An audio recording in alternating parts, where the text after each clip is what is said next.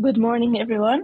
This is Hajar from Agriculture Export Council, Foreign Affairs and Market Access Specialist. It's my great pleasure to have to be with you today as a moderator of our webinar.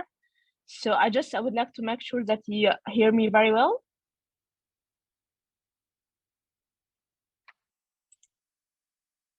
Mohammed, do you hear me?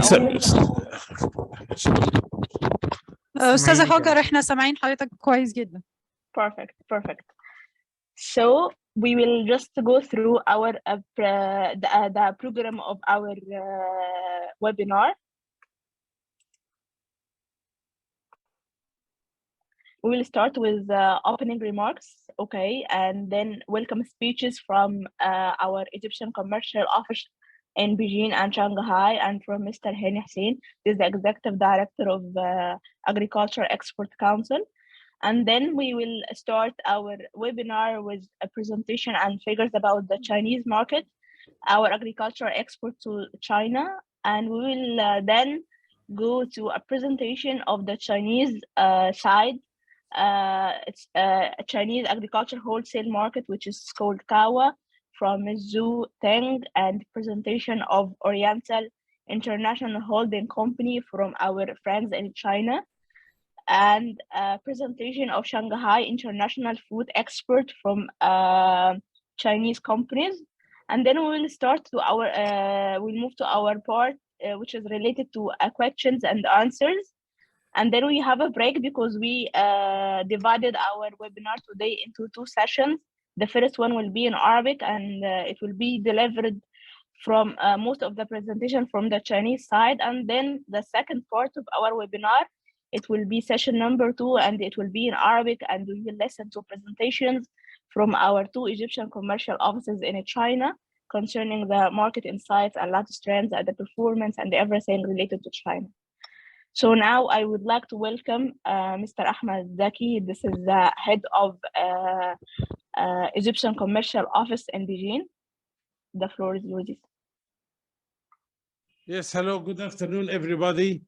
Thank you for all of you for joining us today for this, let's say, discussion, not an informative session, not educative, but more discussion.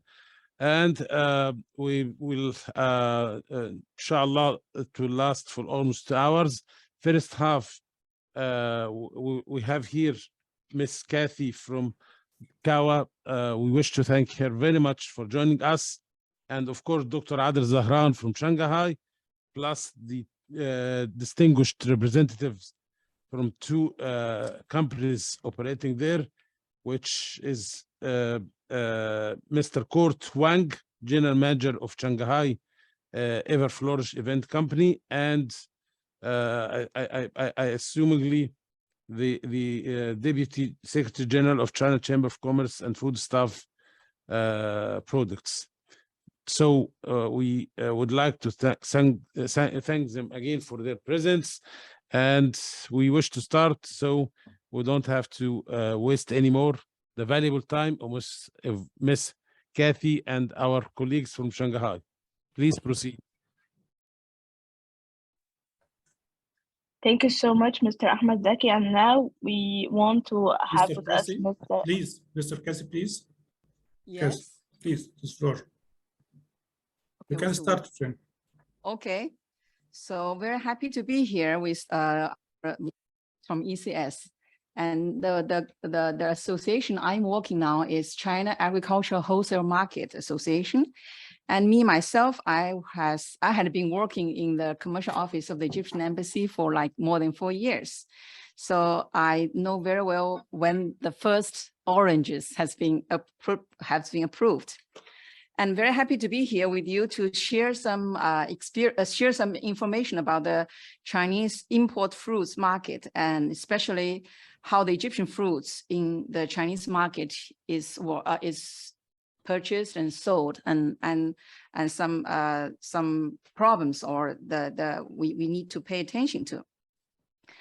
So first, the brief introduction about the Chinese imported fruits. Last year, 2021, Mr. Kazi, excuse me, just we will continue the welcome speeches, and then we'll get back to you. You have like a slot for the presentation from your side, and we can talk in details when it comes to 10:15. Okay. So now we continue the welcome speeches, and then we'll get back to you again. Oh, okay. Okay. Okay. Thank you so much. Thank you. Okay, so now I would like to welcome Dr. Adel Zahran. This is the head of the Egyptian Commercial Office in Shanghai. So please, the floor is yours. Thank you so much, Hagar. I'd like to thank the Egyptian Agriculture Export Council and my colleagues from Beijing, friends from China and Egypt for joining us today. And they will share with us their insights about the China market, so our friends from Egypt understand more about how to access China market. And for us, me and my colleague Ahmed, we will talk in details to you again on the second session. So we will spare this time for our friends from China. Thank you.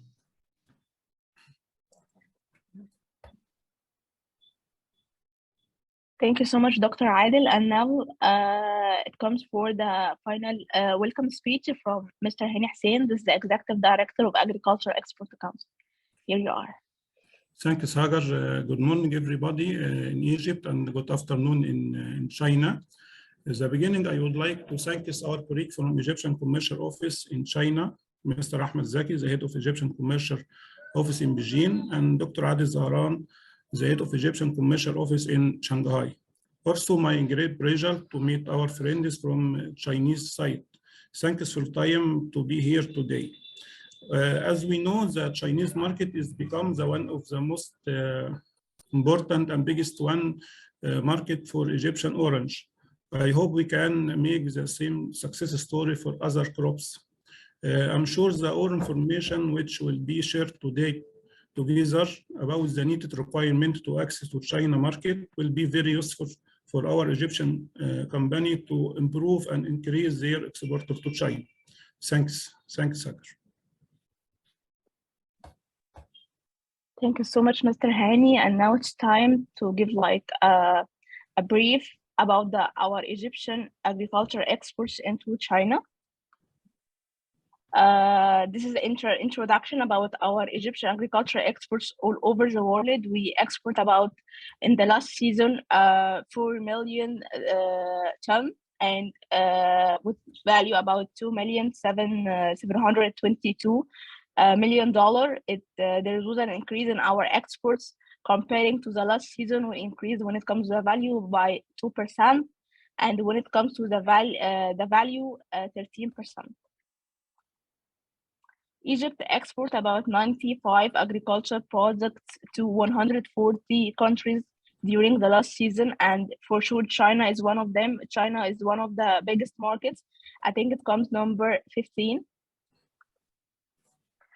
This is the top of our agricultural exports. It's known that Egypt is very popular when it comes to citrus because it represents about 38% of our total agricultural exports. We exported about 1.7 million tons. When it comes to the value, $821 million. And potatoes come second, and onions. Potatoes represent about 20% of our agriculture export.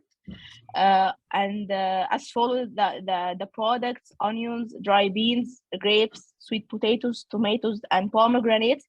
And pomegranates for grapes and pomegranates are now opened for the Chinese market. Our total agriculture exports into China the last season, we export about 56,000 tons with value $36 million. Actually, there's like a decrease in our agriculture exports into Chinese market comparing to the past seasons, and this is due to the logistics and Corona. So there's like a kind of decrease for our performance or our flow to Chinese market. the percentage of the market share in China comparing to the total our of agriculture exports into all Asian countries. China represents about 11% when it comes to the value out of the total Asian countries, and when it comes to the volume, about 12%. And when it comes to the main crops that we export right now to China, citrus, #1, and maps, medicinal and aromatic plants. As I mentioned, we exported citrus when it comes to the value by $33 million, and with value with volume 53,000 tons, and this is represent about 15% of our total agriculture export of citrus for China out of the total Asian countries. And thank you so much. And now I would like to welcome or glad to have with us Ms. Kathy from Kawa. So now the floor is yours to give your presentation.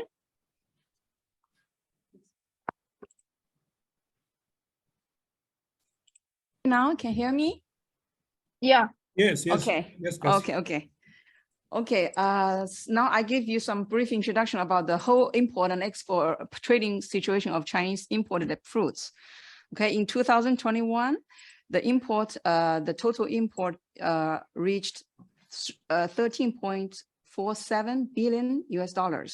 So it's like 71% increase, and the total export quantity is like 7.7 million tons. Okay, the quantity increased like 11%. The imported fruits, the first 5 imported fruits, including fresh durian and cherry, banana, and mangosteen. So this is some tropical fruits. So we mainly import from the countries like Thailand, Chile, Vietnam, Philippines, New Zealand, and Peru, Australia, and South Africa. So this is the import situation, and for the export, the total export is $5.43 billion, 14.9% reduce of the same period last year. The total export quantity is 3.546 million ton, and also reduced 8.3%. We mainly export apples, citrus, grapes, pears, and oranges. The main market we export is Vietnam, Thailand, Indonesia, Philippines, so mainly South Asia countries, yes, Hong Kong, Bangladesh, like Malaysia, and then the US. So all the export to the above countries is exceeding $100 million. So I still want to mention, last year the export of citrus of China reaches 93,000 tons and $160 million, a 48% increase and 40.9% increase in terms of quantity and value. And our main market for export of citrus is Vietnam and Hong Kong. So I want to mention that the Chinese consumer for the fruits is becoming very mature. They are not buying for the country, for the place of origin. They pay for the quality. So many domestic high quality fruits price has been exceeding the imported fruits. So now let's talk about the Egyptian fruits in China. This information it's not very how to say, we cannot say that it's very authoritative, but we collect all this information from the first-hand our market, all the importers of the Egyptian fruits. So they give me all this information, and I think it's a good reference that we can take. First, let's talk about the advantages of the Egyptian citrus in the Chinese market. First, they say it can fill in the vacancy period very well, because the Egyptian citrus starts in the market from February, and the peak time is May to June, and it can last till September, last to July and August. Okay, so in the peak time of the Egyptian fruits, in the Egyptian citrus, it is when the domestic citrus going out of the market. So this is a very good vacancy period for the Egyptian citrus. So every year in July or August, when the South African oranges comes to the market, the Egyptian citrus will be sold out. And the second is the quality advantage. So the Egyptian fruit citrus or oranges is typical sour orange taste, right? It has a very strong taste of orange, and it's suitable for juicing. And it's very popular in restaurants and hotels and milk tea shops. And it's also because of its color, the very nice smooth skin and the colors of the skin, it can be displayed in a shelf in the shop. And also because if it's sour, it can last, the shelf time can last long. This is the quality advantages. And I think also there's some political factors, because the Belt of Road Initiative, the Chinese has encouraged the import of African fruits into the Chinese market, and the transportation has become very efficient. And they say that in 20 days, the fruits from the farmers can reach to the Chinese consumers' fruit basket. And also because of the trade war of US and China, the Chinese buyers has turned to Egypt to import citrus oranges rather than from the US. So that's why I think it's also make the import from Egypt in 2019 to a very peak quantity. Okay, so we have some statistics to prove that. And for the price, there's also advantages in price, because compared with the oranges from Spain and even compared with Chinese domestic oranges, the price from Egyptian is also competitive, some even lower than the domestic oranges. For example, for 15 kilo oranges, in China, it's sold at like 130 yuan. Okay, this is, yeah. Used to be, the highest could be 150 to 160, and average can sold at 130. Okay, the price is very acceptable to the consumers. And the reason why we see a big reduction of the Egyptian oranges exportation to China, we can see there are some main factors. The first, of course, is the COVID factor.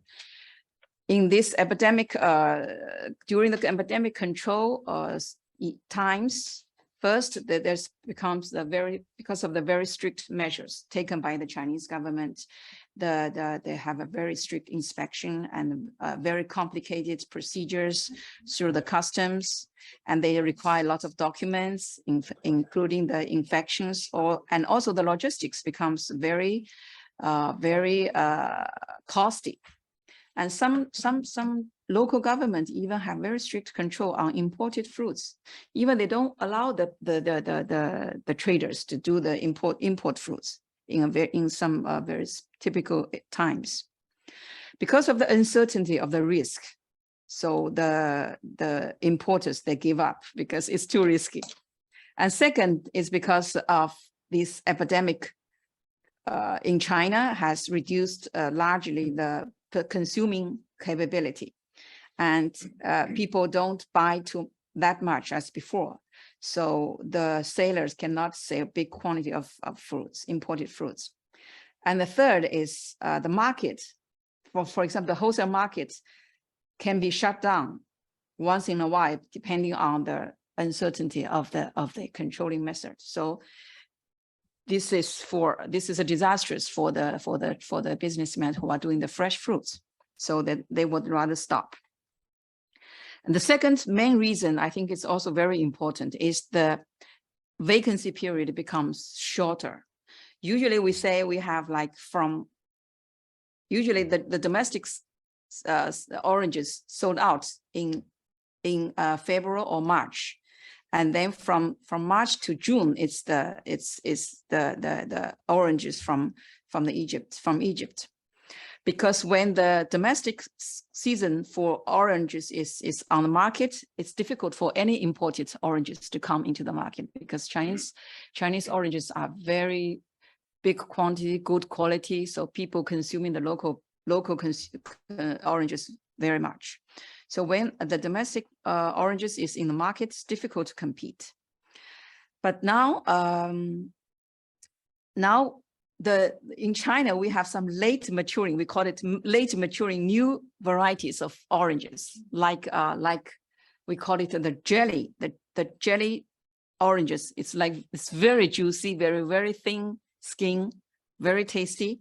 So and also like Babagan from Sichuan, you know, all these oranges can last till June or July. So it covered the vacancy period, the peak period of the Egyptian orange. I think this is the very main reason for the decrease. And for example, before 2019, maybe the Egyptian oranges can have like 6 months of vacancy periods, but now they can maybe have only 15 or 30 days, 1 month, less than 1 month. Yes. So, and also this will depending on the harvest of the Chinese local oranges. If they have some disasters, or it's or they will notice that the supply were not enough, they will import the Egyptian oranges.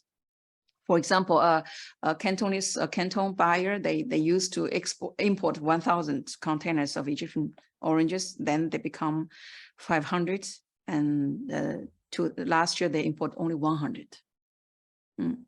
So this is the vacancy period becomes shorter. This is very technical reasons.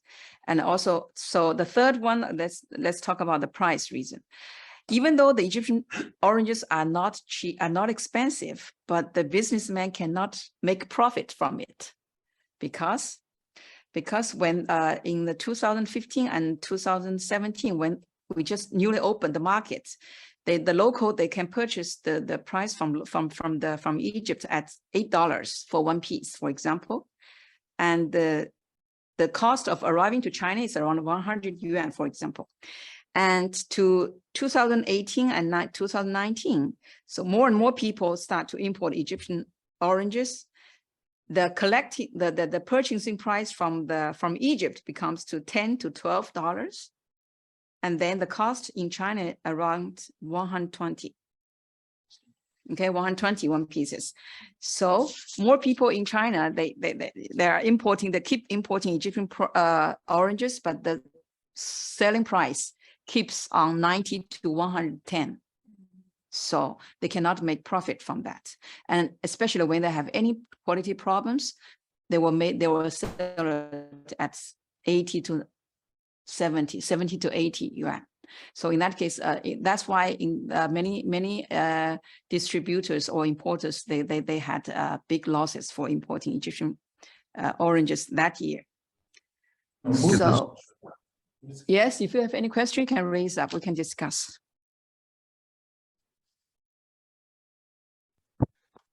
في حد عنده سؤال يا جماعة؟ Mr. Ahmad, sorry, we leave the questions for 11 a.m. There's a slot for questions. Okay, proceed. Okay, no question. Okay. Okay, that's good.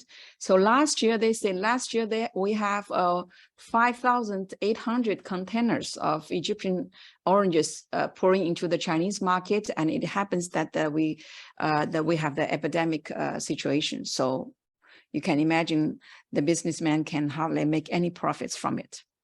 So they say from 2019, they tend to sell the price lower than the purchasing price. So when the businessman cannot make money from it, so they don't have this request. And the fourth reason is because of the market share is becoming smaller, because now China has approved citrus from more than 20 countries. So Egypt will face the competition from like US, South Africa, Spain, and Thailand. Yes, and we are approving more fruits from African countries. So the market share will have to be reduced. And the fifth reason, I think, is the flavor or the taste, because the Chinese people like to eat sweet oranges. We like to eat sweet, but the Egyptian oranges is typical sour orange, but the typical orange taste. And the taste is quite different from domestic and South African one. It's suitable for the juicing shop, okay, for making juice. And most of the e-commerce channels, they don't do this. So the quantity cannot be increased and cannot be sold in big quantity, especially in recent 2 or 3 years. And then it's because, like, as I mentioned, the domestic oranges, the new varieties has been created or invented. And also the technologies, the Chinese technology of preserving those oranges becoming longer. So the domestic market can last till June or July to cover the vacancy period. But for the Egyptian oranges, because of the long time of transportation, there's some waste, some water losses. So it's not that juicy when it arrives to the Chinese consumers market. And of course, we have the sixth reason for the trading problems. For example, they complain, the importers always complain that the Egyptian exporters, they don't put quality as the first variety priority. Maybe because of the price reason, and they mix the good one with the bad one. They put the good one up and the bad one lower. And the arriving goods, the quality is different from the samples, and the packing is not strong. Sometimes when it arrived to Chinese market, the package cartons broken, and they have to sell it in bulk, like bulk goods. Also, they complain about the payment terms is very hard, and they request 90% paid before arriving, before the goods arrived, and 10% balance cannot help when they cannot cover the risk. So this is some trading problems that between in that case the Chinese importers, they feel it's too risky to deal with the Egyptian exporters. It discouraged them to do it. And also because of the long transportation, as we say, that damages can happen to the fruits. And these are the main disadvantages or the main reasons I sought out from all our market members, and for your reference only. And I think from CAVA point of view, I think we should still, I think if the Chinese consumers, we like good products. And for my personal speaking, I know that the Egyptian oranges have a very strong orange flavor. It's typical flavor. The Chinese oranges is now becoming like what they call it. It's tangerine. It's tangerine, yes, more tangerine, not oranges. It's sweet. It's more tangerines or citrus, not oranges. So I think we should have some brand strategy to promote the image to the consumers that the Egyptian oranges is the sun, our sun, right? We have a lot of sun and the typical oranges taste. The branding is very important, and also we have to make good management for the traders, exporters to how to say, to guarantee the price advantages, okay, and also a little flexible for payment terms and the quality to ensure the reputation of the Egyptian fruits. And also we would encourage the big exporters to establish long-term relationship with the big importers, right? To have, when they have a long-term cooperation relationship, they will not shift so easily. And also they can guarantee the stable supply to reduce the import risk. As for the other Egyptian fruits to China, for grapes, grape is the 7th biggest import fruits for Chinese market. So, okay, we have a big importation for fruits. And in the meantime, the domestic fruit variety and quality is also increasing a lot. And we export more than import. So the market have some trial order from Egypt for their fruits, and they told us that the quality is not that competitive. Okay, and compared with the domestic and imported grapes at the same season, they don't find the competitive of the Egyptian grapes. For the dates, fresh dates, because Chinese people think that it's too sweet, and also no big demand. So we need to guide the consumer. We have to tell them how nutritious the dates are, and it's different from the Chinese one. How come they love the oranges sweet and it's not too sweet? Different taste.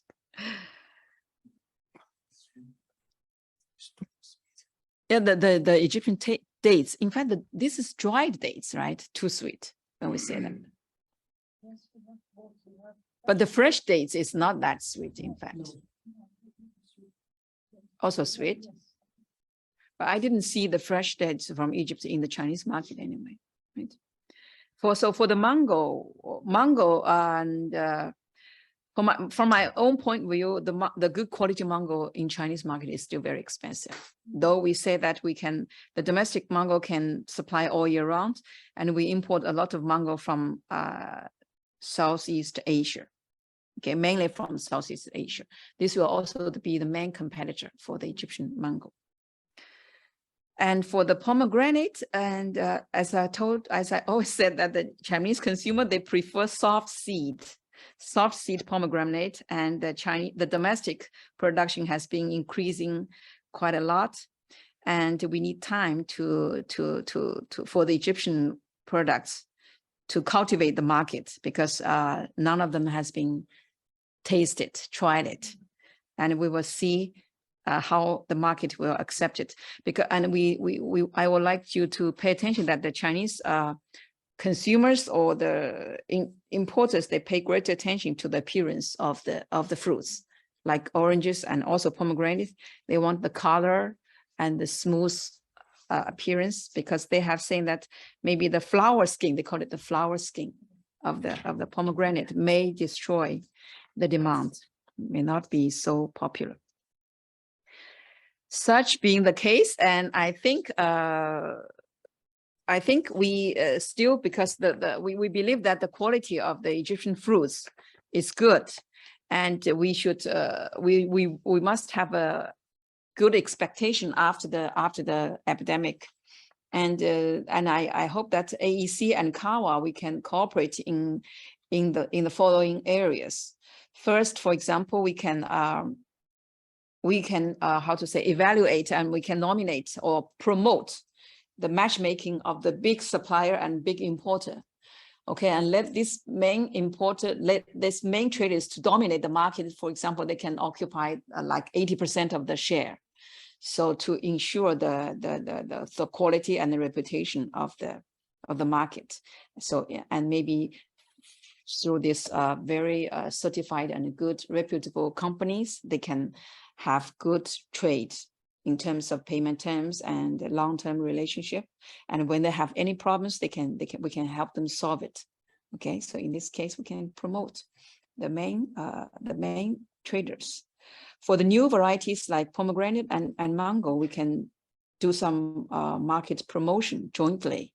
Okay, we can do some site visit and organize the delegation to visit each site. And we can do the online matchmaking periodically. We can do that.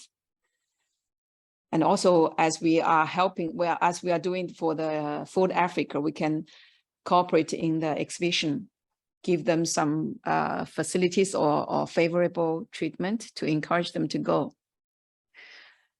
So the good thing is that we have this MOU with AEC, and I have been keep close contact with Hair, and I'm looking forward to our future cooperation together to promote the export of the Egyptian fruits to the Chinese market. That's all. If you have any questions, and we are open to discuss. Thank you so much, Ms. Cassie. Actually, it's very fruitful and informative presentation from your side. It gives us a lot of information about the Chinese market, lots of trends right now, consumption behavior, the performance of the Egyptian agriculture exports into Chinese market, and how we improve and our ages. So I think this is very great, and we can take it from there, and we can like enhance our cooperation, and there is a lot of areas of cooperation we can do it for that in the near future, you know, because Corona, everything a little bit slowly, but I think when it comes, the situation is getting better.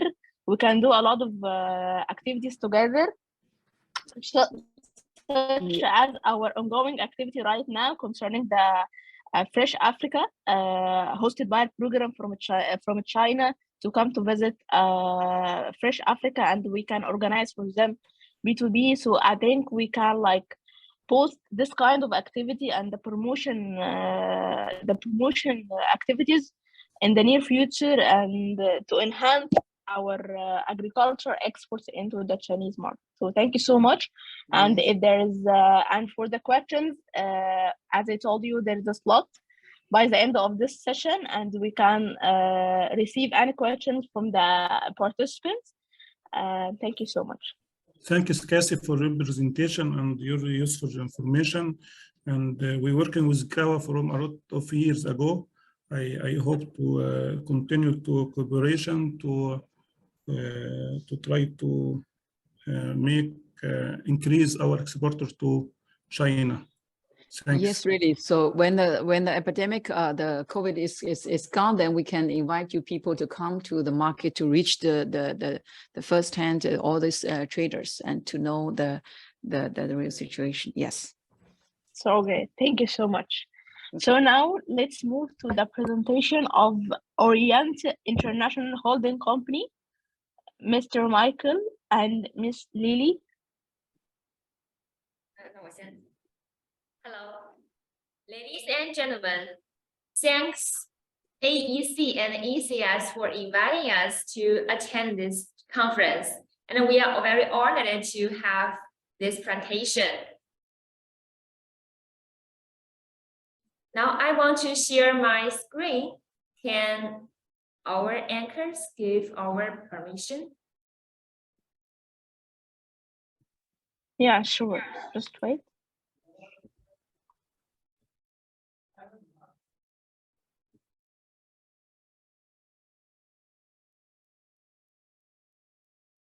Okay, it's working. Okay, let me introduce our team first. Yeah, this is Michael Tang. Yeah, he is the business director of Hongqiao 365, and I'm business specialist Lily Mao. And today I will give this presentation. And if you have any question, our Michael Tang will answer your question later. So start with our project. So who are we? CIIE, that is China International Import and Export, and we are born to serve this national strategy. So who are OIH? We are the largest international trade state-owned enterprise in Shanghai and is the official partner of the CIIE. And we've just won Outstanding Contribution Award for the 5th anniversary. OIH and other 4 shareholders set up Hongqiao 365. Our aim is to amplify spillover effects of CIIE. And As we all know, the expo period is just 6 days. So in order to let everybody can see and buy CII commodities, we become the major platform. So everybody can see and buy the CII commodities. So why set up Hongqiao 365? And what is our project location? We are located at Hongqiao International CBD and enjoy advantages of big traffic, big exhibition, and a big business. And here are our 3 complexes. The first is our business office center, covering 400,000 square meters. And the second, you can see the picture, is our bounded logistics center, covering 50,000 square meters. And last one is our business experience center. This one is building A, and we have another building B, both formulated next June. We are positioned to be CII achievements showroom and imported commodities distribution centers, and also international trading companies cluster. Let us see our building A, which has been opened to the public. We can see on the 4th floor, we have Shanghai International Sister Cities Hub, CII commodities collection, and also our live streaming base. So here, I want to show you around our Sister Cities Hub. We have exhibition hall that is 200 square meters. And we also have 1,000 square meters activity venue. You can see from this picture. This is an example of Singapore. They have exhibition just on November 11th. And this is their Singaporean products and some cultural symbols. Our activity venue can also serve as conference hall. You can see from this Singapore conference. This is also a business platform. This is a forum. And we also have a huge LED screen. You can see all our representatives from sister cities. They can take a photo here. So how can we cooperate? And here comes our key points. First is products cooperation. We offer exhibition hall and we have multiple sales channels. Second, we can cooperate on activities. No matter country specific or scene activities, we can also organize. And the third, if you have some distinctive categories, we can create IP. This is a photo taken during this year's CIIE. You can see we have the live streaming equipment. So we have a new way to promote cities, culture, and industries. This is a representative from Greece, and she is promoting their culture and products. And this is a dynamic exhibition, unlike our traditional exhibition way like this. And we can also organize some activities to showcase our culture, like the dance from Africa. So how to sell? Yeah, this is you may be very interested in. So for those commodities have been imported into China, we have multiple sales channels. So on offline side, we have a CIIE commodities collection. It's just like the left picture. This is a panda, and this is a image store in Shanghai, and it is self-operated by us. And the right picture is a showcase of our refrigerator, HCK, this brand. Besides our Shanghai image store, we have more sub-centers around the whole country. We can see in this map, we have 16 sub-centers. Yeah, mainly in Yangtze River Delta, but we also have in Harbin and Fujian province. So this is all our Chinese market open to the Egyptian companies, and we can help your products, especially some fruits, yeah, like citrus. You mentioned and more fruits, grapes, and we can help them to distribute to the Chinese, the whole country. So besides offline, we also have online channels. Yeah, you can see this picture. We have a very huge live streaming base, and we have 60 live streaming room. You can see from this picture, we have the green screen, and this means you can have any background on this screen on when you live streaming.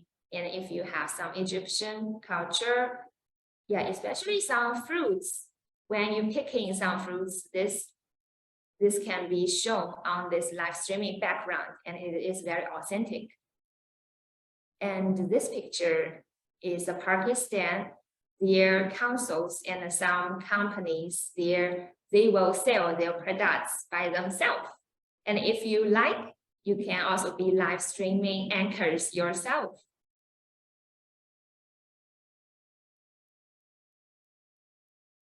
So if some fruits or some Egyptian products, they haven't been imported into China, we also have solutions. First, we have the bonded services. This is our bonded logistics center. And we can do this bonded exhibition and a trade model to help commodities to enter China very quickly. And we also have the cross-border e-commerce way, and we have our online platform to do cross-border e-commerce. And we also have sourcing and distribution.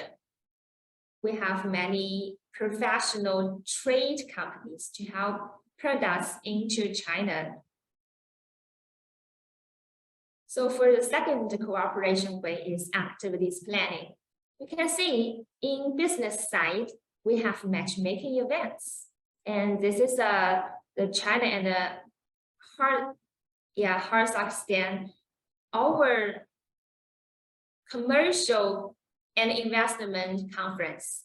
And the right picture is about the Brazil Coffee Culture Matchmaking Festivals. And we invite buyers and to do matchmaking with the suppliers from Brazil. So if Egypt is interested, you can also organize such matchmaking events.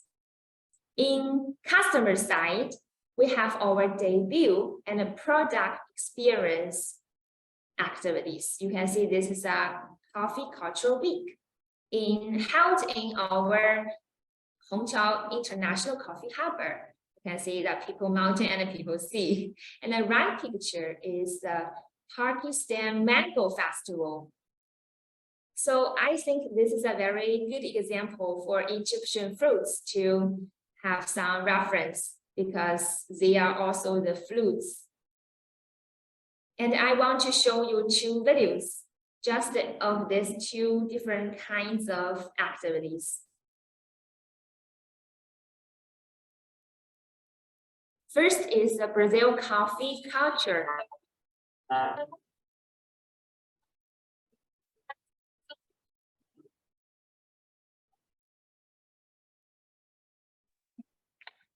Please carry on.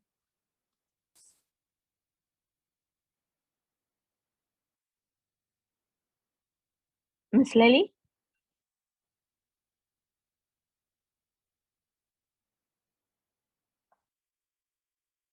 Miss Lily, can you hear me?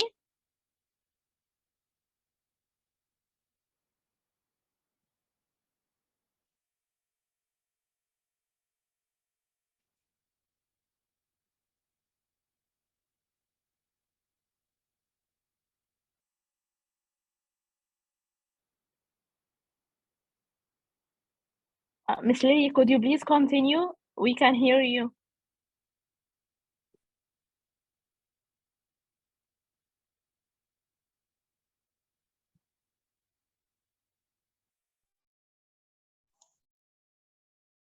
Since we have the pandemic, so it is a very good way to do online matchmaking events. And here is the customer side activities.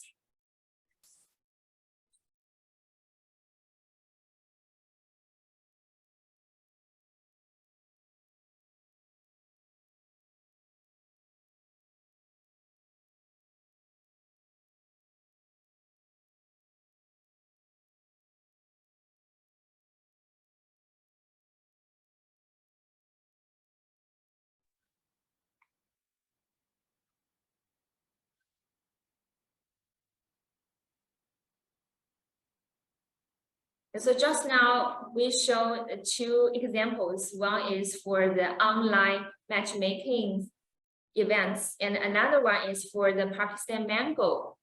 So for those fruits, which has been the first time to enter China, you can do market trial in China on our platform.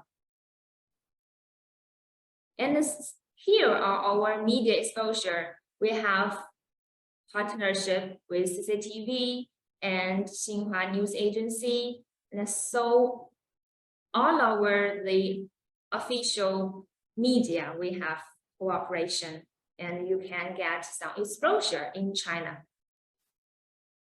And the third cooperation way is the categories, and we have Hongqiao International Coffee Harbor and also international wine seller. So the coffee and the wine, these are our two categories we pay attention to. And if you have some distinctive wine or coffee or other kinds of categories, we can create such IP to let them to gain more media exposure. And this sister city wine, this picture is taken from Shanghai Shine, and another one is sister city coffee. Okay, so this is our presentation. If you have any questions, we are very looking forward to contacting us. Yeah, thank you. So, any question? Thank you so much, Miss Lily. Very fruitful presentation, and it's a kind of marketing and promotion for our agricultural exports into Chinese market. So I think, yes, we can, I'm from EEC, so we can have like a personal meeting later, and we can talk more about the activities and how we can cooperate together. And then we can deliver all your activities and everything related to the areas of cooperation to our members to make the benefit of your activities, because mainly most of them are concerning the marketing and promotion, and this is very important to us for the time being. Thank you so much. And now let's move to the presentation of, thank you, the presentation of Shanghai International Food Expo.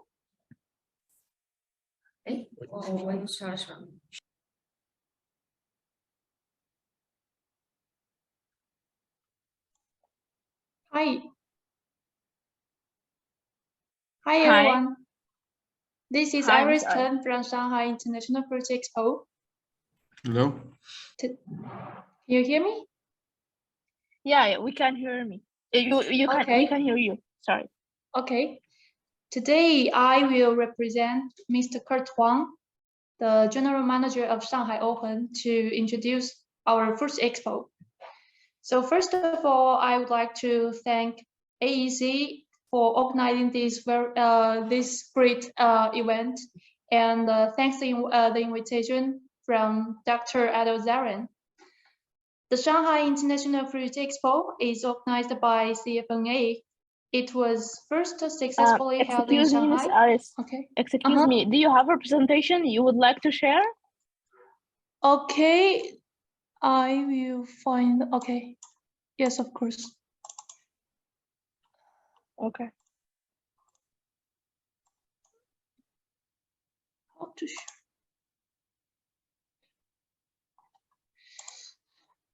Mm-hmm. 共享屏幕.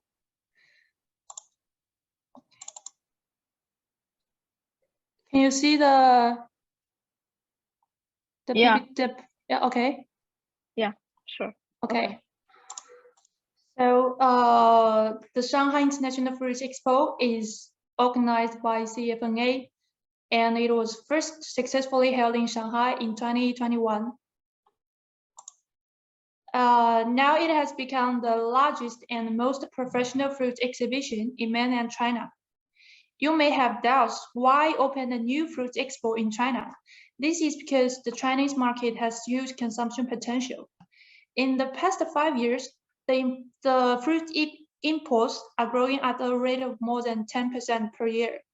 However, the exporters and importers have very few opportunities to communicate with each other face-to-face.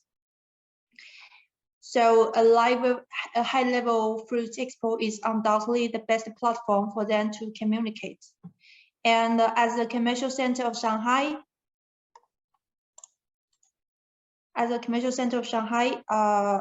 of China, Shanghai has the best business travel condition. So our Shanghai International Fruit Expo was born there. But who has such a great period to gather the domestic and foreign fruit companies together? They are the organizers, CFNA, the China Chamber of Commerce of IE of foodstuffs, native produce, and animal byproducts. And the initiators, Xu Zhen, Liu Zijiang, founder of Jiaxing Guangxin Premium Fruit Market, Zheng Nansheng, founder of Guangzhou Jiangnan Fruit Market. CFNA was established in 1988. It is the largest industry organization in the field of import and export of food and agricultural products in China. At present, there are more than 6,800 member companies. The CFNA has 42 branches, and the fruit branch is one of them. Its member companies include well-known domestic fruit importers, exporters, processing enterprises, and so on. Guangzhou Jiangnan market is the oldest and largest wholesale market for imported fruits in China. And the Jiaxing Guangxin Premium Fruit Market attracts the largest importers and wholesalers in China. Under the organization of CFNA and the purpose of the founders, the 2021 Shanghai International Fruit Expo was successfully held. World-famous enterprises gathered at the exhibition. They are well-known foreign fruit companies like Zespri and T&G, Dow, Jesco's, and the domestic head fruits enterprise like Joy Mall, Good Farmer, Xianfeng Fruit, Pagoda, and many foreign fruit associations. So there were also top importers and wholesalers like Yidu, Chengsang, Ivison, Wonong, River King.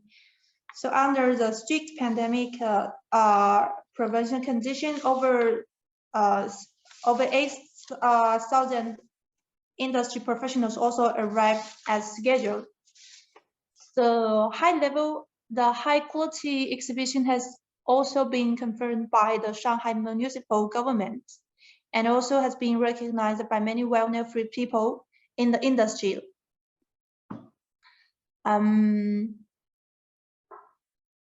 So the industry recognition also gives us motivation. We will continue our efforts and create the best communication platform for everyone. Now it's almost goes the last part of my presentation. Now I would like to show you a video of the Fruit Expo.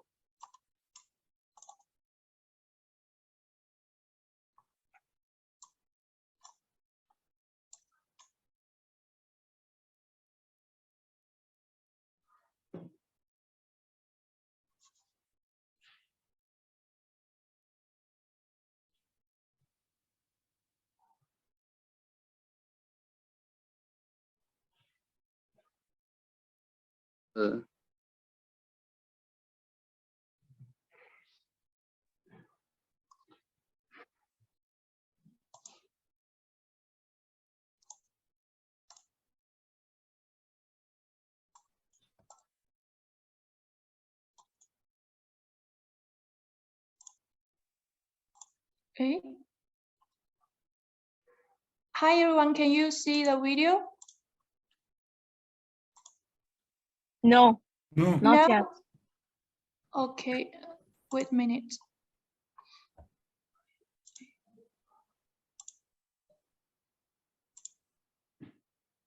No?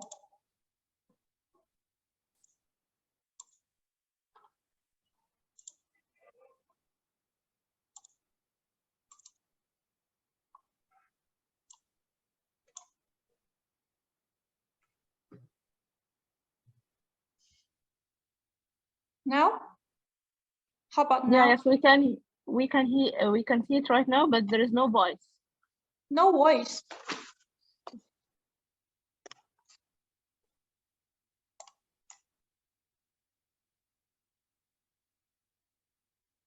Can you hear me? Can you hear We the can hear voice? you, but we cannot hear the voice of the video.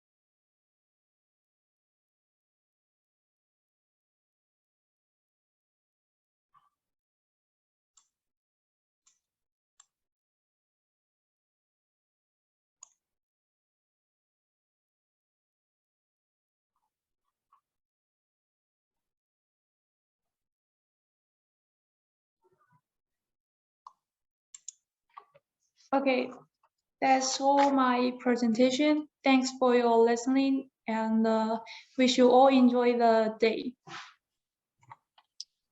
Thank you so much, Ms. Arias, for your fruitful presentation. Thank you.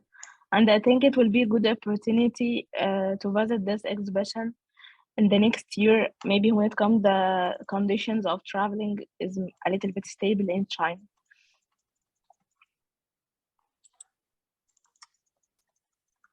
So now we have the slot for the questions and answers. We have questions from the Egyptian companies in the chat box. So the first one, this is from Miss Yasmin. Is there a highly competitive in a Chinese market in terms of prices and quality? I think Ms. Kasich Would you be able to answer this question?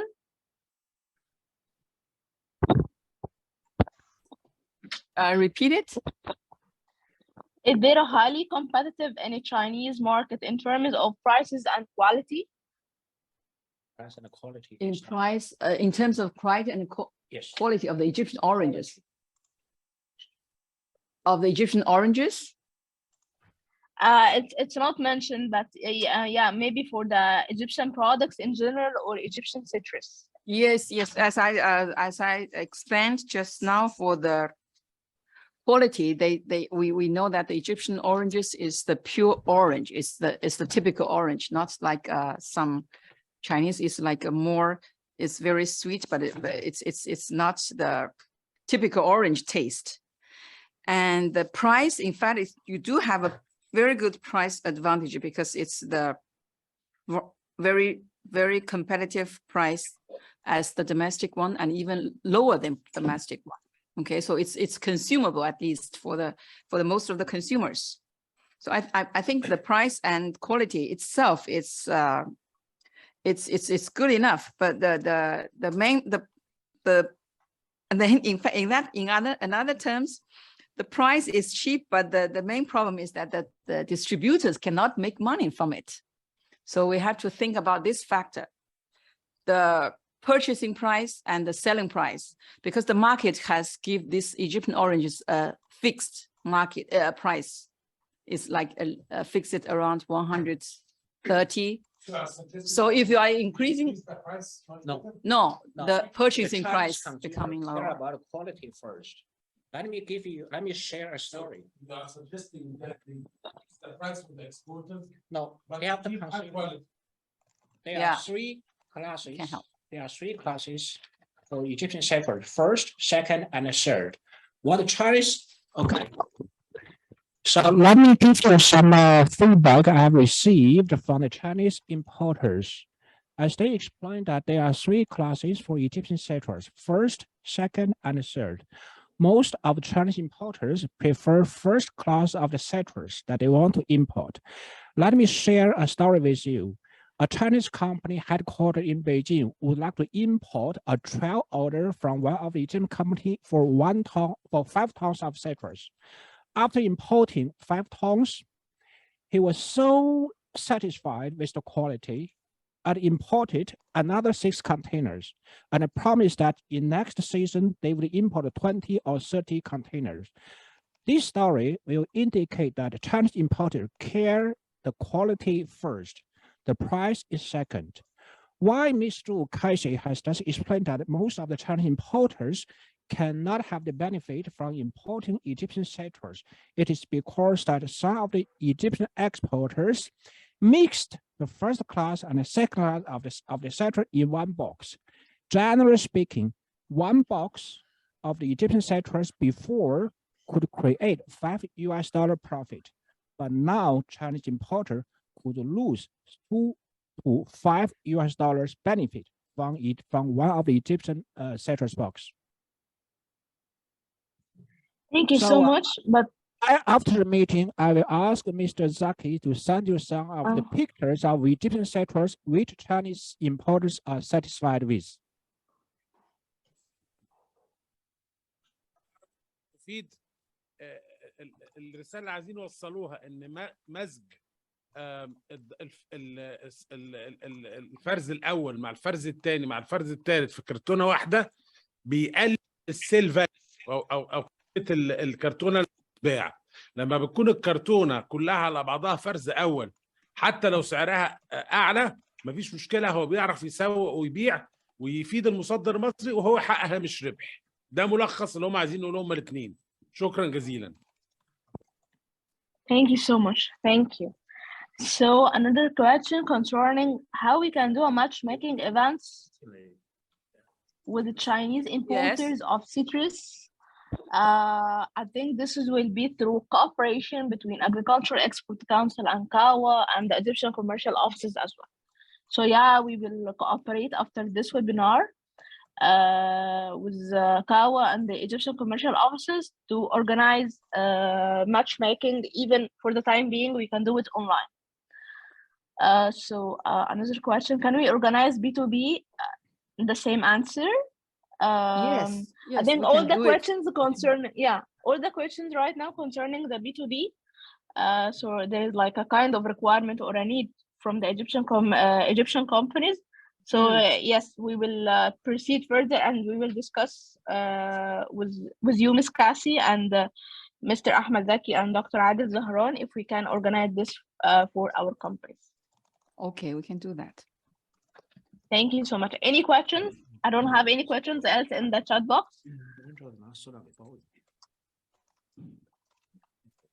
So for the time being, we finished the first part of our webinar. So now we have a break, like we will get back at 11:20 Egyptian time. And then we will start with the Arabic sessions from the Egyptian commercial offices after our break. Okay. ممكن ناخد ربع ساعة بس نصلي المغرب، لأن الساعة دلوقتي 5:15 بتوقيت الصين، يعني الساعة 11:15 بتوقيت القاهرة. فإذا كان في الإمكان تبقى نرجع ريكونفين الساعة 12:15 عندكم، 6:15 عندنا. تمام يا أحمد بيه، مفيش مشكلة. يعني نصلي احنا كمان الظهر احنا كمان. يا سلام. طب الظهر بيدن الساعة كام عندكم دلوقتي؟ بيدن 12 11:30 و5. زي الفل. يبقى 12:15 نجتمع، اللي هي 6:15 عندي. يعني كمان نص ساعة؟ 25 دقيقة بالظبط. طيب عشان بس ما نفقدش الناس بس ويخرجوا ما يجوش. خلاص اللي ربع ساعة. خليها ربع ساعة فن. ربع ساعة كام؟ ربع ساعة. دلوقتي الساعة 5:15 نرجع نتقابل الساعة 5:30 و5. ربع ساعة بالظبط. خلاص يا فندم. 15 minutes يا فندم، مفيش مشكلة. حلو قوي زي الفل. شكرا. Thank you, Cassie, about your presentation, about your information. Thank you, and I'm happy to see you again. And I think we have a many working together the future, inshallah. Thanks. جماعة بعد إذن حضرتك الحضور هناخد ربع ساعة بس بريك. حضرتك بس ما تخرجوش، احنا مش هنقفل الزوم ميتنج. ربع ساعة بس بريك، وبعد كده هنكمل إن شاء الله مع أحمد بيه ومع الدكتور عادل إن شاء الله. طبعا أنا حطيت لحضراتكم يعني زي ما انتم شايفين كده شريحة في الأول بتوضح بس المقاطعات المختلفة. طبعا الصين فيها حوالي 28 مقاطعة و4 مدن لها وضعية خاصة، بالإضافة إلى المناطق الخاصة اللي هي مكة وهونج كونج. فإحنا حبينا بس نحط الخريطة لأنه هيتم الاستدلال بها لاحقا لما نيجي نتكلم عن المناطق اللي بيتم فيها الزراعة وحجم الإنتاج. فعشان بس الناس تبقى عندها عملية الربط، هنلاقي حضرتك في الشريحة رقم 4 في الأوتبوت بتاع الزراعة وفقا للأقاليم والمقاطعات المختلفة. فأنا حبينا بس يبقى قصادكم الخريطة علشان لما نيجي نتكلم عن أكثر المقاطعات إنتاجا يبقى قصاد عيننا الخريطة اللي بتوضح خريطة الإنتاج الزراعي في الصين. طبعا هم في الصين ما شاء الله زي ما تفضل الزميل لول والزميلة كاثي من كاوا، هي عندهم مناطق كتيرة زراعية وبيزرعوا تقريبا حاجات كتير، ومن ضمنها الحاجات اللي احنا بنصدرها زي الموالح وزي الرمان وزي العنب. لكن كان الميزة النسبية عندنا ان احنا كنا بنصدر في الفترة اللي هم ما بقاش عندهم انتاج. المعلومة الحقيقية اللي هي ضفتها لنا النهاردة ان هم نجحوا في استنباط اصناف جديدة بقت بتغطي فترة زمنية أكتر في الإنتاج وفي تزويد السوق المحلي باحتياجاته. هي فعلا هتصعب علينا المنافسة بشكل كبير، ولذلك هيكون عملية التصدير اعتبارا من الموسم الجاي محتاجة جهد كبير قوي، خاصة في عملية الفرز، بحيث ان احنا زي ما نحافظ على ان احنا نصدر الفرز الأول بتاعنا ويكون الممارسات الجيدة للناس المصدرة أو محطات التعبئة هي اللي هتساعد إلى حد كبير إن احنا يكون عندنا موسم تصديري ناجح. طبعا زي ما حضراتكم شايفين هنا حجم الاوتبوت اللي هو بالازرق مع الحجم الطلب، تقريبا الفرق بسيط ما بين الاثنين فيما يخص اجمالي حجم انتاج الفاكهه في الصين يكاد يكون متقارب، والمساحه الزراعيه تكاد تكون ثابته، يعني يمكن حجم الزياده فيها ما بيتجاوزش ال 2 أو 3%. المفروض هم نظريا بيسدوا الفجوه طبعا ما بين حجم الانتاج وحجم الطلب في السوق المحلي عن طريق الاستيراد. والاستيراد طبعا مش بالضروره يكون كله من مصر، لان هو في بخلاف مصر في دول اخرى الصين زي ما هم وضحوا موقعه معاها بروتوكولات او مذكرات تفاهم في مجال الصحه النباتيه، واللي هي تعد شرط اساسي للنفاذ الى السوق الصيني. وبالمناسبه يعني طبعا اقوى المنافسين بالنسبه لنا هيكون في هذا المجال على المدى المتوسط هتكون تايلاند، بالاضافه للمنافسين التقليديين الموجودين من قبل كده زي جنوب افريقيا. فانا حابب بعد كده ان انا انتقل للمناطق الزراعيه اللي هي الشريحه رقم 3 واهم المقاطعات الصينيه اللي بتتم فيها عمليه الانتاج. فالمقاطعه اللي هي بتاعت شاندونج دي، ولو ان هي المفروض مشهوره اكتر بالشركات اللي بتشتغل في الصناعات التعدينيه، ولكن انا ما اعرفش هو بيبقى عنده نشاط زراعي ازاي جنب صناعات تعدينيه ملوثه للبيئه. فلكن قد يكون المساحه المتراميه لهذه المقاطعه بتساعد في ان هو يبقى عنده النشاطين الزراعي والنشاط التعديني في ذات الوقت او صناعه المعادن يعني. فاحنا زي ما حضراتكم شايفين حوالي تقريبا 7 أو 8 مقاطعات هم بيمثلوا اهم مناطق انتاج الفاكهه في الصين وفقا لاحدث الاحصاءات الصادره عن المكتب الاحصاءات الفدرالي الصيني. حابين يعني طبعا خلاص يعني زي ما حضراتكم شايفين الرسم البياني بيوضح الكميات بالطن مش بالقيمه، لان طبعا عمليه القيمه دي بتختلف وفقا لطبيعه المحصول، ولكن الانتاج هنا هو انتاج اجمالي الخاص بالمقاطعه دي فيما يخص الفاكهه. بعد كده هننتقل لحضرتك للحاجه اللي احنا تهمنا النهارده، وهي الموالح اللي هي الموضوع الحديث بالنسبه لنا النهارده والاهم. فزي ما حضراتكم شايفين ما شاء الله هم عمالين بيزودوا، وزي ما قالت الاخت كيفي من شويه الانتاج بتاعهم من الموالح زاد من 45 مليون طن سنه 2019 بقى حوالي 55 مليون طن 2021. واحنا كنا نتمنى الحقيقه الرقم ده يقل عشان ده يدي فرص اكتر لعمليه الاستيراد وان احنا نغطي الفجوه دي، ولكن المنحنى بتاعهم فيما يخص انتاج الموالح هو منحنى تصاعدي، وبالتالي هنضيف اليها الفكره اللي هي طرحتها من شويه بتاعه ان هم انتجوا سلاله او صنف جديد بيقدر ان هو يغطي فتره انتاج لحد شهر ابريل او مايو. فكده ده هيدينا في حدود فقط 30 يوم نقدر ان احنا نصدر فيهم من مصر، وكمان مش هيبقى التصدير للاصناف الفرز الثاني او الثالث، ولكن هيبقى الفرز اللي هو الفرز الاول. هنلاقي وفقا للمعطيات الاحصائيه ان من اهم الدول اللي بتنافسنا في تصدير الموالح للسوق الصيني هي دوله جنوب افريقيا. هي تعتبر يعني عندها المركز تقريبا الاول في عمليه التصدير، وان كان احنا الحمد لله نجحنا ان احنا في 2021 ان احنا نتفوق عليها، وهم صدروا بحوالي يعني احنا صدرنا بحوالي 72 مليون دولار، هم صدروا بحوالي 20. الولايات المتحدة الأمريكية كانت 49. طبعا تعرفين حضراتكم أن ولاية كاليفورنيا تكاد تكون أكبر الولايات الزراعية في أمريكا، وهي عندها إنتاج ضخم من الموالح، بالإضافة إلى دخول تايلاند كلاعب جديد في السوق الصيني بحوالي 43 مليون دولار أمريكي، وده بسبب مذكرة الصحة النباتية اللي تم توقيعها ما بين دولة الصين ومملكة تايلاند، واللي سمحت ليه تايلاند بالتصدير. وهم طبعا بيملكوا ميزه نسبيه عندنا في ان هم اقرب كموقع جغرافي، بالتالي هو عنده ادفانتج فيما يخص تكلفة الشحن بالمقارنة بمصر.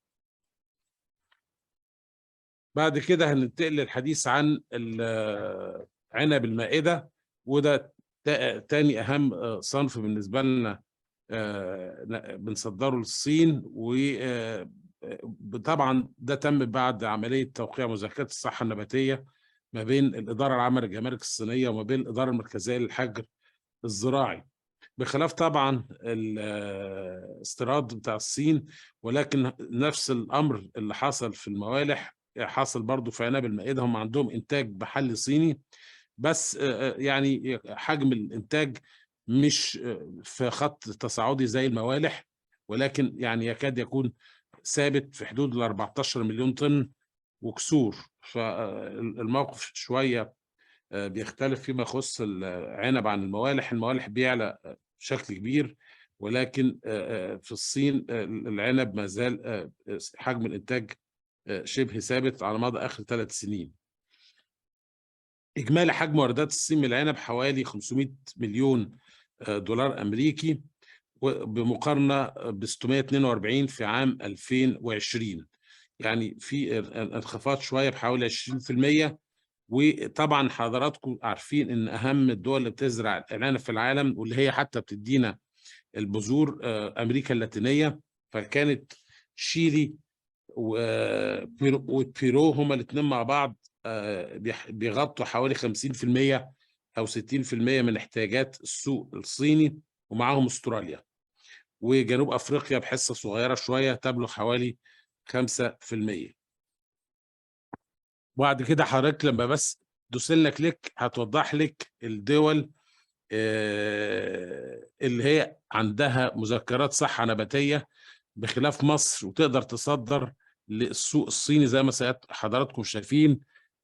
ساوث أفريكا والبرتغال وأسبانيا وأمريكا والمكسيك والأرجنتين وبيرو وتشيلي، لكن أكثرهم تصديرا هي دولتي بيرو وتشيلي. هننتقل بعد كده حضراتكم للكلام عن البلح، وده ثالث صنف احنا مسموح لنا بتصديره الى السوق الصيني بموجب مذكره الصحه النباتيه الموقعه بيننا وبين الصين بعد الموالح باصنافها المختلفه وعنب المائده. البلح زي ما الزميله كانت اتكلمت، ما اعرفش هم الحقيقه دي حاجه بالنسبه لي طبعا حاولت افسرها ليه هم بيفضلوا البرتقال المسكر قوي وفي نفس الوقت مش حابين البلح المسكر قوي. في البريك اللي احنا كنا قاعدين فيها دخلت معاها في ديبيت، قالت لي هو مزاجنا كده زي السجاير، في يعني نحب البلح ما يكونش مسكر قوي ونحب البرتقال يكون مسكر قوي. فحاولت ان انا اوصل للموائمه على اساس ان احنا ما شاء الله البلح بتاعنا سواء الطازه او المجفف بيحتوي على نسبه سكر عاليه. فقالت لي احنا لما نيجي نسوق له نركز على ان هو بيدي نوع من انواع الطاقه علشان يعني ده يخلي الطلب عليه اعلى. يعني عموما هي اجمالي حجم السوق كان حوالي 66 مليون دولار امريكي في عام 2021. و يعني اغلب الدول اللي صدرت كانت فيتنام وماليزيا وسنغافور، هم دول اكتر الدول اللي صدروا بلح لدولة الصين.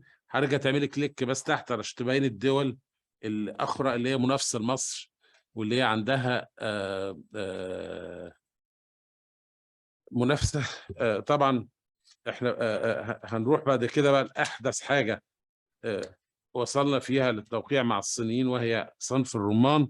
وده يعتبر أحدث منتج عملنا فيه مذكرة في مجال الصحة النباتية، وده تم في عام 2021. واللي بموجب المذكرة ديت تم الموافقة على عدد من محطات التعبئة والمزارع اللي من حقها تصدر للسوق الصيني. الحقيقة كانت من أصعب الحاجات اللي اشتغلنا عليها. وفي نفس الوقت في مشكلة إحصائية عندهم في عملية تصنيف بند الرمان. كل الفواكه واخدة HS كود واضح وصريح الا الرمان، لدرجه ان احنا يعني وصلنا لاكثر من 11 بند رقم جمركي علشان نوصل لبند الرمان ما عرفناش نفصله عن البند بتاع other fruits. ف لقينا ان التوتال بتاع other fruits دوت حوالي 135 مليون دولار. بنفترض ان تقريبا من 135 مليون دولار او 150 مليون دولار يمكن يكون حوالي 20 او 30 مليون دولار واردات رمان. حاليا الدول اللي بتقدر يعني تصدر الرمان بخلاف مصر هي دولة أوزبكستان. عندها نفس الميزة اللي مصر خدتها فيما يخص النفاذ إلى السوق الصيني، لكن الحقيقة أنا ما عنديش إحصائيات حاضرة فيما يخص إنتاج أوزبكستان من الرمان.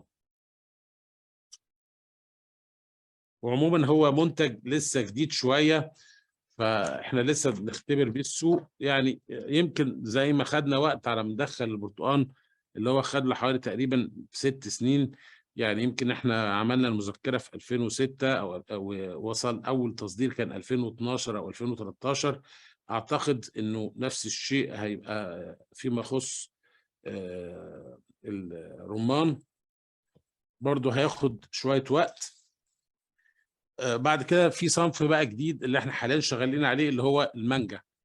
ما شاء الله طبعا احنا بنشكر الزملاء الافاضل في الاداره المركزيه للحجر الزراعي المصري، بذلوا معانا مجهود كبير جدا على مدار ال3 شهور اللي فاتوا ان احنا نعمل الملفات المطلوبه من الاداره العامه للجرمانه الصينيه، سواء فيما يخص امراض المانجو او الاستقصاءات الخاصه بمحطات التعبئه او الشركات المصدره او المزارع، علشان يبتدوا في قسم الحجر النباتي والحيواني في الاداره العامه للجمارك الصينيه يقوموا بدراستها، وان شاء الله وصولا الى مرحله التوقيع على مذكره الصحه النباتيه خلال فتره تتراوح من 2 ل 3. يعني يمكن على شهر مارس ان شاء الله نكون موقعين ونقدر نلحق نصدر المانجا اعتبارا من الموسم الجديد. واللي انا واخد الحقيقه انطباع ايجابي عليها من بعض الناس هنا، يعني كان في شخص في إدارة العامة للجمارك الصينية زار مصر قبل ما يعملوا عملية الإغلاق، وقال يعني إن هو من أحلى الحاجات اللي دقها في مصر كانت المانجا. فنتمنى إن يكون انطباعه ده انطباع المستهلك الصيني، ويكون إن شاء الله لما يجي عندنا فرصة للتصدير يكون فتحة خير، ونقدر إن إحنا ننافس طبعا المانجا اللي جاية لهم من باكستان، لأن هي أنتوا عارفين باكستان من الدول المنتجة والمصدرة للمانجا، فهيبقى بالنسبة لنا المنافسة صعبة مع باكستان ومع الهند والدول اللي هي عندها، والدول الزراعية الأخرى زي مثلا فيتنام، بخلاف طبعا حضراتكم عارفين الأصناف بتاعت أمريكا اللاتينية اللي بتيجي من بيرو والإكوادور. الانتاج المانجا في الصين ما هوش انتاج كبير الحقيقه، يعني ما كملوش يمكن 4 مليون طن، 3.6 في 2021 مقابل 28.5. فان شاء الله يعني يكون عندنا فرص ايجابيه جيده لما ننتهي من الاجراءات الخاصه بتاعه الام يو اللي هي بتاعه المانجا، ان يبقى عندنا فرص جيده للنفاذ الى السوق الصيني.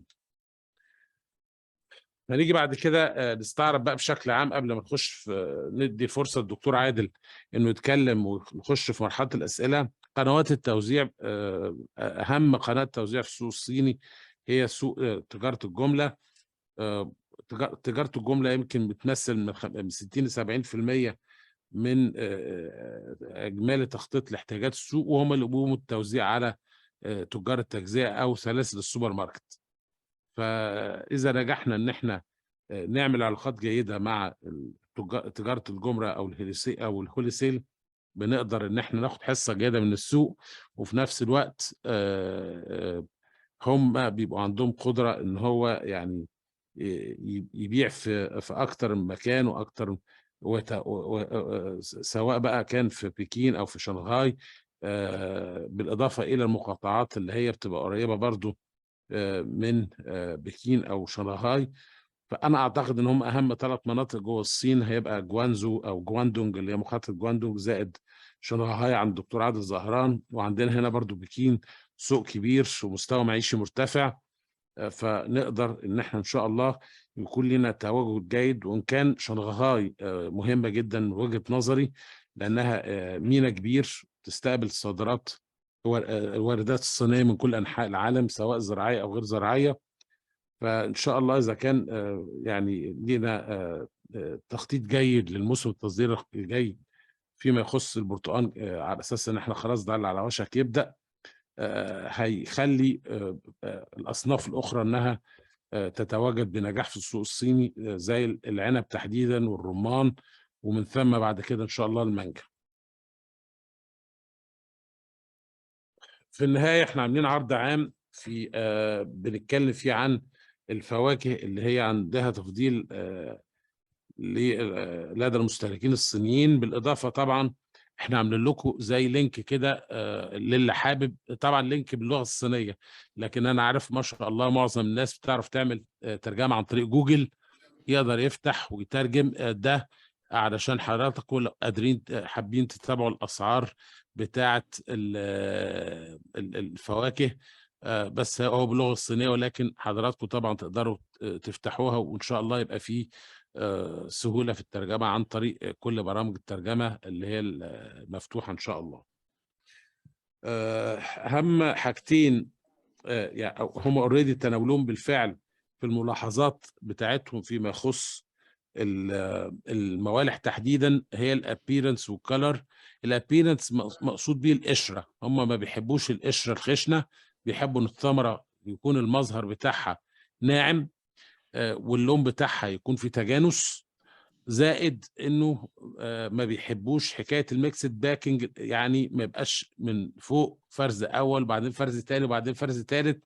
ودي الحقيقه معظم الشكاوي اللي كانت بتجيلنا كانت بتدور في فلك هذا الموضوع، انك انت بيجي يشيل اول وش صف او صفين في الكرتونه، وبعد كده يلاقي بعد كده انه الثمار اللي بتحتويها الكرتونه هي فرز ثالث، فبالتالي لما بيجي يعمل لها عمليه بيع بيضطر يبيعها زي ما بيقول بالبخس، فبالتالي هو ما بيكسبش، وفي نفس الوقت ده بيضر الايمج بتاع المصدرين الاخرين. واحنا الحقيقه يعني مش عارف، احنا في عندنا مجال نقول اسماء، لكن في حالات ناجحه كتير جربت زي المزارع الجبالي في الموالح، الراجل كان فيري ساتسفايد، خد منهم حوالي 7 أو 8 كونتينرات، وقال انا في الموسم الجاي هاخد 20 كونتينر، بسبب انه الفرز اللي جاله كان كله فرز اول من اول وش الكرتونه لحد اخر منطقه في الكرتونه. انا كده احنا كده يعني خلصنا، ولو تحب الدكتور عادل زهران يبتدي ونفتح مجال الاسئله. شكرا جزيلا.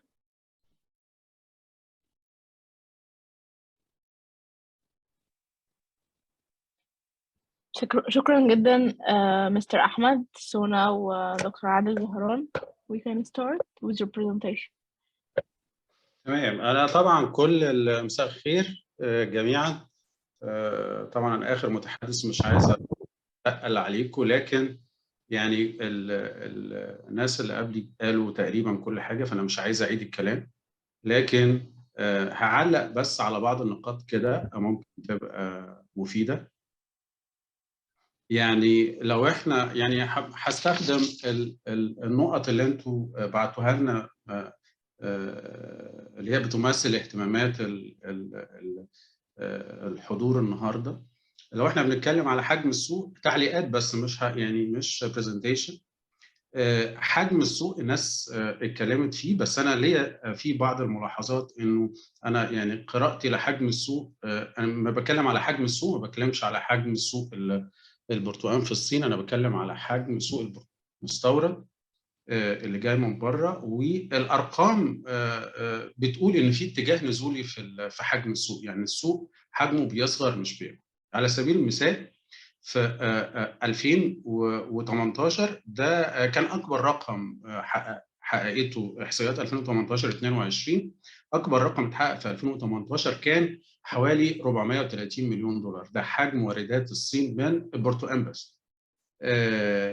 19 وصل 399، وبعد كده 307، 21 نزل ل 264، والتسع شهور من اول 22 نزل ل 144 بس. اداء الصادرات المصريه فيه الحقيقه هي اتأثرت بالاتجاه النزولي للسوق بشكل عام، لكن حافظت على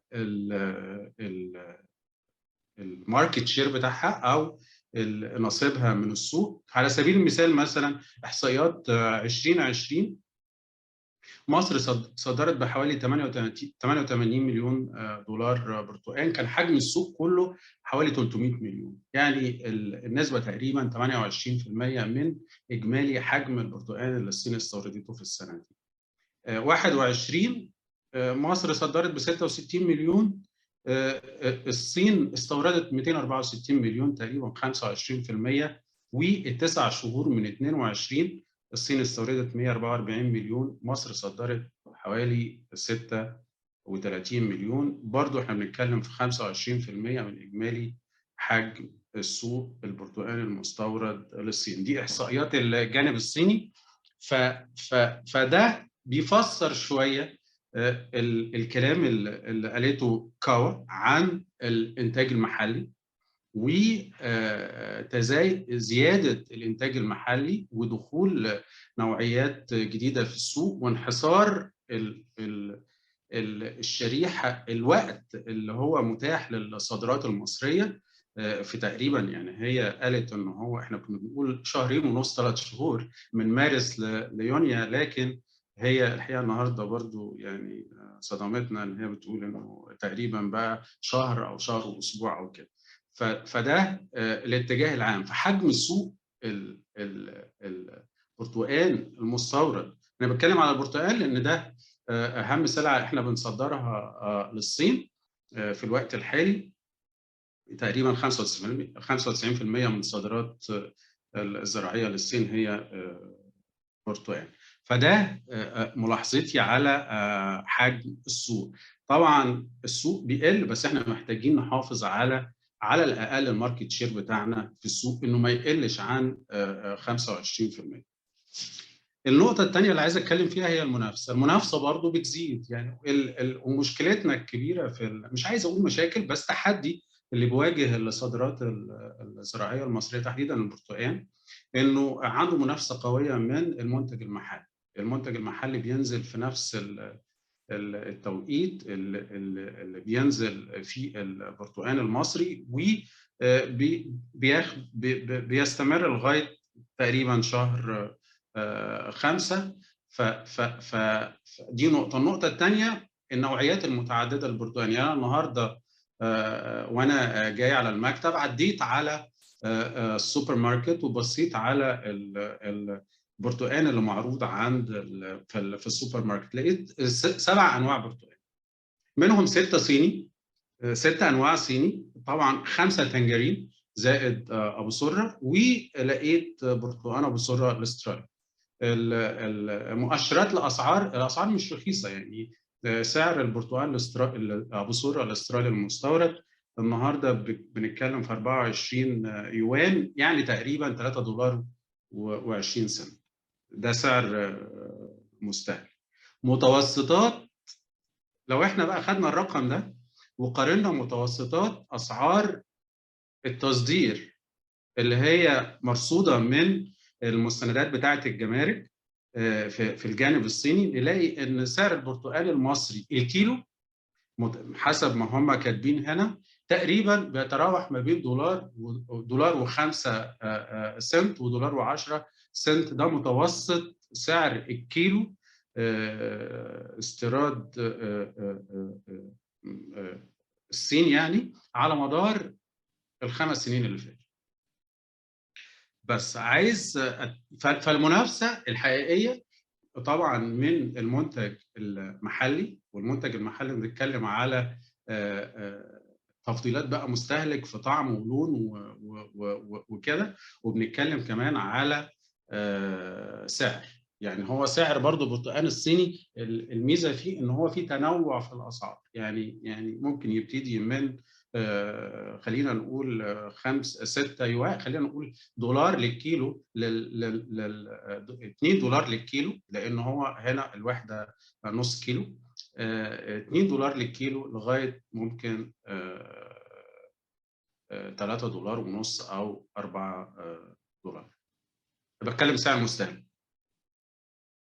فمنافسه من المنتج المحلي. المنافسه الثانيه من الدول اللي ابتدت تدخل معانا برضو في السوق، زي تايلاند وزي المغرب مؤخرا، وتركيا دلوقتي بيجي منها برتقال. البرتقال الامريكي الحقيقه هو كان اكبر منافس لينا هنا في السوق، بس مؤخرا بعد ما اتفرض عليه جمارك عاليه بقى غالي، لانه احنا الجمارك بتتفرض علينا. الجمارك المفروض على البرتقال المصري تقريبا حوالي 20%، 19 11 زائد 9 فات. الامريكان بيتفرض عليهم جمارك 26% زائد ال 20% دي، فبيبقى توتال 46%، ما بقوش منافسين قوي. النقطة الثانية اللي عايز اتكلم فيها حتة الجودة والسعر. احنا يعني مش عارف، احنا حاصرين نفسنا يعني ده اللي انا ملاحظه الحقيقة في مشكلة السعر، ودايما اللي بيراهن على السعر خسران، لانه الحقيقة البرتقال الصيني يعني اغلى من البرتقال المصري. يعني لو احنا بصينا حتى على متوسطات تصدير، اسعار تصدير البرتقال الصيني للخارج، انا قلت لكم المصري تقريبا دولار و10 سنت للمتوسط سعر تصدير. الصين متوسط سعر التصدير بتاعها دولار و7 سنت متوسط تصدير من هنا. فهي القصه مش عايزين نحصر نفسنا في السعر، لان السعر الحقيقه بيعمل يعني بيجرنا لمنطقه صعبه شويه لسبب واحد بس، لانه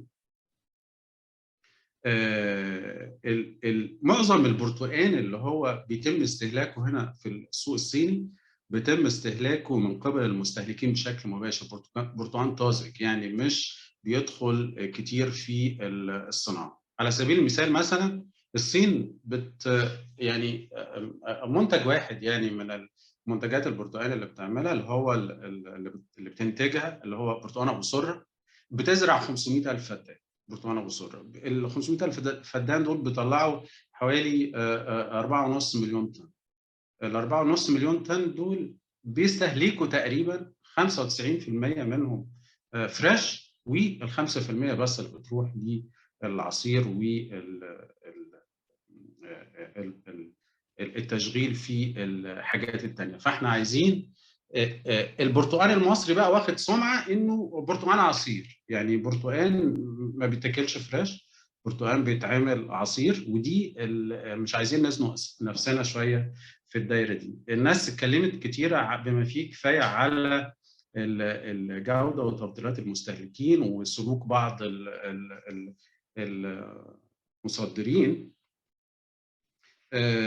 عشان برضو ما نظلمش الناس انه الكلام ما ينفعش نعممه، لان احنا بنستورد برتقال كتير. في ناس كتيره شغاله وكويسه وملتزمه وعندها عملاء في السوق وبترتبط بيهم بعلاقات عمل طويله وقويه وكده، ومفيش مشاكل منهم خالص. لكن في مشاكل من بعض الناس، حقيقه بعض المستوردين وكمان بعض المصدرين عندهم مشاكل، لانه احيانا في بعض المستوردين صغيرين بيخشوا برضه في الدايره، ودول احيانا بيعملوا مشاكل، مخاطر بقى في السداد، يعني عندهم شويه مشاكل محتاجين نخلي بالنا منهم شويه.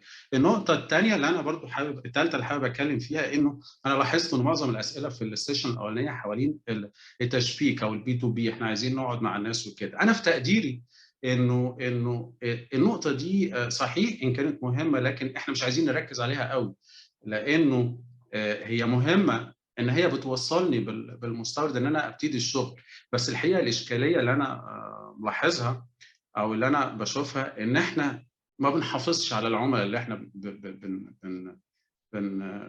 يعني برضه مش بعمم، لكن انا بتكلم بشكل عام. في بعض شركات كتيره بيحاول عايز يبقى عنده مجموعه كبيره من العملاء، لكن مش عايز يركز في عدد معقول. ما بقولش عدد صغير، لكن عدد معقول، مثلا 5 عملاء كفايه يمركزهم في مناطق معينه ويشتغل معاهم ويركز شغله معاهم، يبقى افضل بكتير قوي ما يبقى عنده اكتر عدد عملاء كبير. وده كمان لانه الشركه اللي جنبيه هي كمان عايزه عدد عملاء كبير، وفي الاخر بننتهي الى اننا بننافس بعض، وده بيفسر السعر القليل اللي احنا بنبيع بيه او بنصدر بيه في السوق الصيني. فالنقطه هنا احنا محتاجين نبذل صحيح مجهود ان احنا نتعرف على عملاء جداد، لكن كمان محتاجين نركز شويه ازاي نحافظ على العملاء دول ونبني معاهم علاقات عمل طويله، والحقيقه ده مهم في السوق الصيني. عايز اتكلم في ايه؟ طيب يعني الدنيا كلها كده، مش يعني في حاجات كتيره احنا اتكلمنا في حاجات كتيره قوي مش يعني ممكن ما تبقاش مواتيه، فاحنا مش عايزين الاخبار تبقى يعني كلها سلبيه كده. فالسوق الصيني هو سوق كبير، وسوق هيفضل موجود، والمنافسه فيه منافسه حيه بتتغير. يعني الترند مش هو صحيح في ترند من 2017، لكن الترند ده بيتغير. فاللي انا عايز اقوله احنا محتاجين نفكر يعني في طريقه تانية مختلفه نشتغل مع السوق الصيني. المستورد انت عايز تبيع كشركه، بس اللي انت عايز انت طريق آلية البيع دي، او عشان انا يبقى في حد يجي يشتري مني حاجه من اثنين: يا اما اشتغل مع المستورد، والمستورد ده هو اللي بيكنترول السوق وبيدير السوق وبيخلق السوق، يا اما نشتغل على المستهلكين، والمستهلكين هم اللي يخلقوا السوق اللي انا بتكلم على السوق للمنتج المصري، والمستوردين اوتوماتيك بيمشوا وراه. هديكوا مثالين. يعني انا تقديري ان احنا في مصر الاستراتيجي بتاعتنا، انا بتكلم على الشركات، انه احنا بنجري ورا يعني او بنستهدف المستوردين، او بنستهدف السوبر ماركتس، بنستهدف الشركات دي، لكن ما بنركزش قوي على المستهلك. في دول تانية زي شيلي مثلا، هنا في الصين، بتستهدف المستورد في منتج واحد بس اسمه التشيري، اللي هو التشيري الكريز الاحمر ده. مش عارف طبعا استهدفته ازاي. استخدمت بقى المنصات بتاعه المنصات التسويق الالكتروني اللي هي بتوصل للمستهلك بشكل مهم، واللي عرض منها النهارده شويه شركه اللي هي شركه اورينتال جروب، اللي عرضت لكم ازاي المنصات الالكترونيه مع الخدمات المتكامله بتاعه المناطق اللوجستيه والمعرض الفيزيكال مع المعرض الالكتروني. الحاجات دي كلها بتشتغل مع بعضها، بتشتغل على مستهلكين وبتشتغل على بي تو بي وبتشتغل على حاجات كتير. فاحنا محتاجين في البرتقال، تقديري بقى الشخصي، ان احنا في مصر بنزرع 500,000 فدان برتقال، بننتج 4 مليون طن ونص برتقال، بنصدر حوالي 1,700,000 طن برتقال. احنا رقم واحد للسنه الثالثه. آن الاوان ان احنا يبقى عندنا براند مصري للبرتقال، زي واشنطن ابل، زي التشيري. مش بقول في الصين بس، ممكن يبقى في الصين، ممكن يبقى في العالم كله. وبتحضرنا هنا فكره علامه القطن المصري. علامه القطن المصري اللي اتسجلت وبقت قطن مصر. صحيح كل الناس بتعمل ملابس، لكن اللي بيحط علامه القطن المصري ده على المنتج بتاعه بيزود القيمه بتاعته. وده اللي قالته مدير المجلس التصديري في تصريح ليها مؤخرا من يومين لملابس الكاس. هنا في الصين في شركات بتكلمنا علشان تستخدم العلامه التجاريه بتاعه القطن المصري، وفعلا في شركتين نجحوا بالتنسيق مع جمعيه القطن المصري وبيستخدموا دلوقتي العلامه التجاريه في المفروشات المنزليه، العلامه التجاريه بتاعه القطن المصري، علشان تزود القيمه والمضافه للمنتجات بتاعتها. فانا مش عارف ده يتعمل ازاي، بس محتاج نفكر فيه كلنا كشركات، كمجلس تصديري، كمؤسسات، ازاي ممكن نعمل ببساطه نفس اللي اتعمل للقطن، نفس اللي بيتعمل في واشنطن ابل. ممكن نعمل تريد مارك للبرتقال المصري، بحيث يبقى ستاندرد للبرتقال المصري، ستاندرد الناس كلها تلتزم بيه، علشان التفاوت ده لانه في بعض شركات، مش عايز اقول كل الشركات برضه، لانه في بعض الناس يعني في قله بتسيء للكسر، وده في الاخر كله بقى بيتاثر. يعني النهارده الشكاوي اللي جايه لنا والكلام الزملاء عرضوه، معلش بطول عليك شويه بس احنا ما بنشوفش كتير يعني. محتاجين نشوف آلية مستدامة علشان نحل المشكلة دي، نحل مشكلة الناس اللي هي بتخرج عن النظام العام. يعني لسه من يومين قاري المتابع التصاريح بتاعت البرتقال المصري اللي لسه المفروض ان هو يطلع في ديسمبر، وبعدين في كلام ان هو راح السعودية وحاجات، يعني حاجات من احنا محتاجين نمنع ده علشان حاجة واحدة بس، علشان نتواجد في الأسواق بشكل مستدام، لأن المنافسة فعلا شرسة. المنافسة مش، أنا في تقديري الشخصي ممكن ما تسمح لناش إن احنا نكمل كويس إذا فضلنا شغالين بنفس المنطق أو بنفس المايند سيت أو الاستراتيجي اللي كنا بنشتغل بيها زمان وكانت شغالة. لكن دلوقتي في أدوات تانية كتيرة وفي متغيرات كتيرة، وفي الأسواق بتواجه مشكلات كبيرة. هنا في الصين، يعني هنا في الصين مش بعيدة عن العالم، مش بعيدة عن التضخم، مش بعيدة عن الريسيشن، مش بعيدة عن انخفاض الدخول، مش بعيدة عن حاجات كتيرة. اللي بيحصل في العالم ده كله بشكل أو بآخر بيحصل برضو هنا بشكل مختلف، بس بيحصل. يعني برضو هيأثر على قدرات المستهلكين في الشراء، هيخلي الناس تزود المدخرات بتاعتها شوية، خصوصا إنه الشركات الصينية كمان أو المجتمع الصيني هو مجتمع ادخاري في الأساس.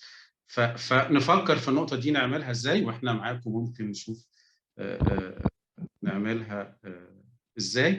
آخر نقطة عايز أتكلم فيها، محتاجين نستفيد الحقيقة من المنصات الجديدة. إحنا قدمنا لكم النهاردة منصتين، المنصة أو 3 منصات زمايلي في بكين، كاو وتحل مشكلة البي تو بي، والشركة بتاعت OIH. الحقيقة احنا شاركنا البيانات بتاعتها قبل كده مع هاني بي، واحنا عملنا معاهم بعض الحاجات وهم موجودين وعندهم حقيقة مفتوحين للتعاون. الشركة الثانية والنماذج دي، يعني محتاجين نشتغل شوية على المستهلك من خلال التركيز على التسويق الإلكتروني بشكل مؤسسي مع شركاء موجودين في الصين. أنا كده تقريبا خلصت، ولو في أي أسئلة أنا تحت أمرك.